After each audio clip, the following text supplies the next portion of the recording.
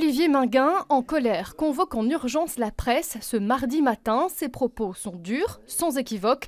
Le mot tricherie est lâché. François De Smet a laissé entendre qu'il y avait un doute en tout cas, et qu'il fallait peut-être voter sur la base des constats faits par son collaborateur qui a triché.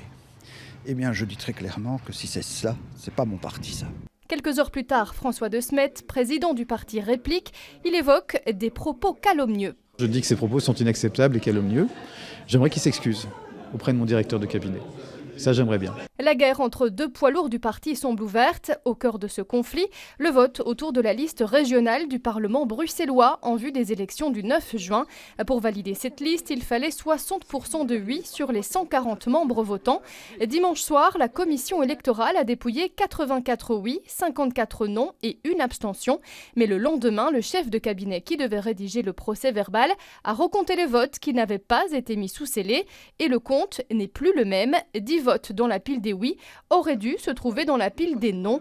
Olivier Minguin pointe du doigt l'initiative du chef de cabinet de recompter les voix. Je ne l'ai jamais vu, je ne peux pas accepter. Donc ce monsieur doit être licencié sur le champ pour faute grave. Qu'est-ce qu'il aurait dû faire ?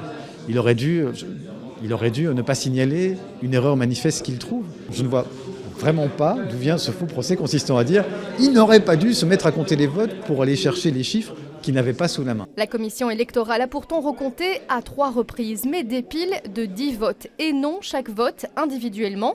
Pour Olivier Minguin, il s'agit d'une manipulation en vue de provoquer un recomptage des voix et une modification de la liste.